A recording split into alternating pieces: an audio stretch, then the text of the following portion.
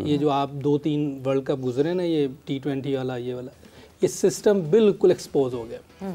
जब तक ईमानदारी से काम नहीं करेंगे हमारी क्रिकेट बेहतर नहीं होनी। और मैं बाबर आजम के बारे में इसलिए बात कर रहा हूँ कि काफ़ी अरसे से हम उसके बारे में बात कर रहे हैं। मैं 1 साल से बोल रहा हूँ उसके बारे में, उसकी टेक्निक और चीज़ें सब ठीक होनी चाहिए। और हमें बहुत अफसोस होगा, मुझे बहुत अफसोस होगा कि इतना अच्छा प्लेयर है हमारा, वो ज़ाया हो रहा है, उस पर काम नहीं हो रहा। उसकी अपनी गलतियाँ भी हो सकती हैं, लेकिन हमारी तरफ से भी कोई ऐसी चीज़ नहीं हो रही कि हम उसके लिए कुछ करें, हम उसको बैठा के समझाएं, उससे बात करें। जब उसको कप्तानी से हटा रहे तो उस वक्त भी मैं इधर ही, आप लोग भी थे, बिल्कुल मैं कह रहा हूँ उसको हटाएं ना, उससे बैठ के बात करें कि भाई आप जो चीज़ें गलत कर रहे हो उसको बेहतर करें। क्योंकि हमने इतने कप्तान चेंज करेंगे तो टीम कभी भी नहीं बन सकती। तो उसके बाद देखें काफ़ी चीज़ें ख़राब हुई हैं, शहीन आया, शहीन गया, फिर बाबर आया। तो ये चीज़ें अगर हम बैठ के किसी से बात करें इन प्लेयर्स के साथ, लेकिन करेगा कौन? मसला ये है कि उधर कौन है, सिस्टम ही नहीं सही, कौन करेगा? चेयरमैन सारे आते हैं, वो अपनी इज्जत तो नहीं खराब करें, वो सब चाहते हैं बेहतरी आए, बिल्कुल, लेकिन जो नीचे सिस्टम चला रहे होते हैं उनमें कोई गड़बड़ है, वो लोग इसको सही नहीं होने दे रहे। अगर हम इस पे काम करें तो बहुत बेहतरी आ सकती है। नहीं तो हर बार यही होगा, हम सब दुख में बैठे होंगे, हारने के बाद एक दूसरे की शक्ल देखेंगे, देखने को भी दिल नहीं करता, बात करने को दिल नहीं करता कि जिस तरह की परफॉर्मेंस है, वन साइडेड मैच हुआ है। और आज जिस तरह की बैटिंग हमने की है, मेरा को वही कि 40-40 बॉलें हमने डॉट खेली हैं एक प्लेयर ने, तो ये बहुत बड़ा, मैं समझो क्रिमिनल ये एक्ट है जी। जो 40 बॉलें डॉट खेल जाए, एक 35 बॉलें डॉट खेल गया, चलो ये भी हो गया, अब आप सेट हो गए हैं, तो अब आप इतनी बुरी शॉट खेल के जाएंगे कि टीम ही आगे लगवा के चले जाएं, क्योंकि अब टाइम था, कोई ब्रेक नहीं हो रहा था, कुछ नहीं हो रहा था। अब उधर आप 40 ओवर तक खेल जाते, हमारा 300 रन होने थे, 300 रन पे इन पे बहुत ज़्यादा प्रेशर है, 240 का कोई प्रेशर नहीं होता। ठीक है, हमारी बॉलिंग भी फेल हुई है, बॉलिंग वाले भी सब एक्सपोज हो गए, बैटिंग का भी सब एक्सपोज हो गया, फील्डिंग तो आपके सामने है। पिछले 40 साल से तो मैं सुन रहा हूँ फील्डिंग ठीक करनी है, ये हो ही नहीं रही, कब ठीक होगी भाई?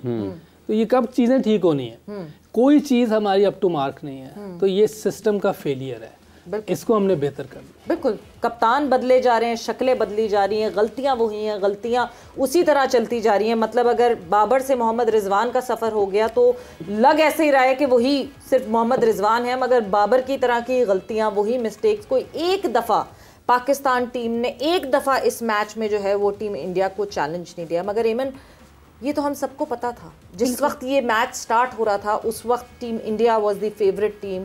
पाकिस्तान टीम अपनी उस शायद कहीं अनप्रिडिक्टेबिलिटी फैक्टर की वजह से जो है हम कहीं ना कहीं सोच रहे थे कि पाकिस्तान कुछ कर जाए, बट अब तो अनप्रिडिक्टेबल भी नहीं रही Pakistan team, they have become predictable. जिस तरह हाफिज ने बताया कि 24 में भी 4 दिन इवेंट में गुजरे थे और चौथे दिन तक वी वर गॉन।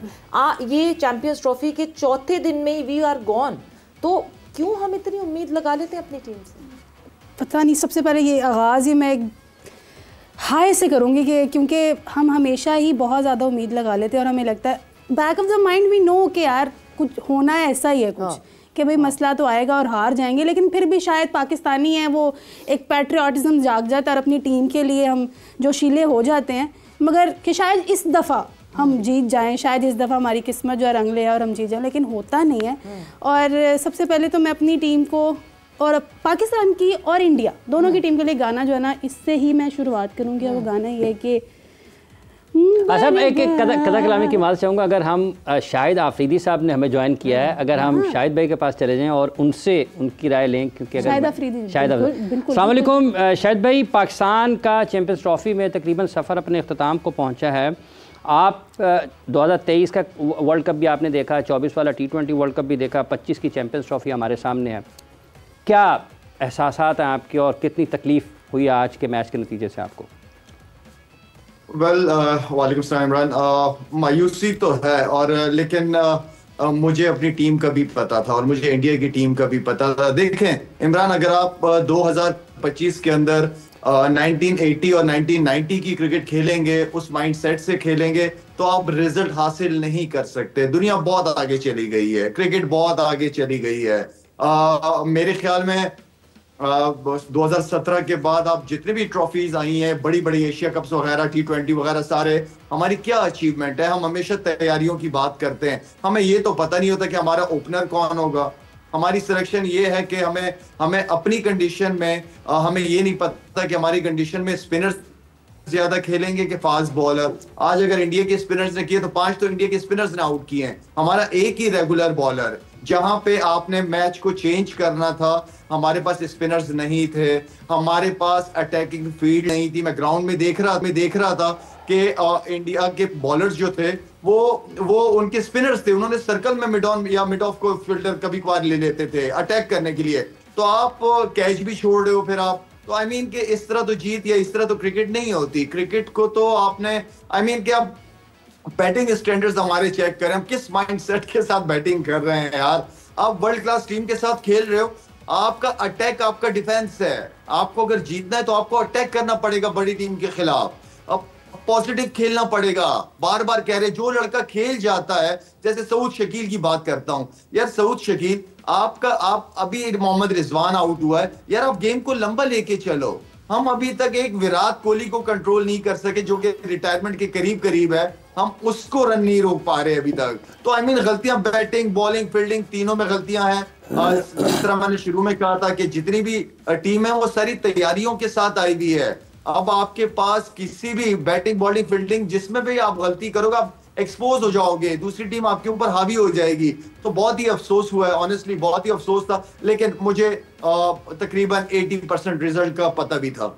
लाला, आपने सऊद की बात की, बट रिजवान और सऊद की जो पार्टनरशिप शुरू हुई थी उसमें जहां रिजवान ने विकेट गवाई, जिस पॉइंट पे अभी आपका एक कैच ड्रॉप हुआ है और बच गए आपको एक मौका मिला, फिर से एक दफ़ा आपको फिर से मौका मिला, मगर उसके बावजूद आप अगली जो आने वाली बॉल थी उस पर फोकस ही नहीं कर सके। देयर वाज नथिंग, वो वहाँ कहीं बॉलर का कमाल नहीं था। जिस तरह रिजवान ने जो है एग्जीक्यूट किया वो शॉट, और वो जाहिर सी बात है वो नहीं खेल पाए और वो आउट हो गए।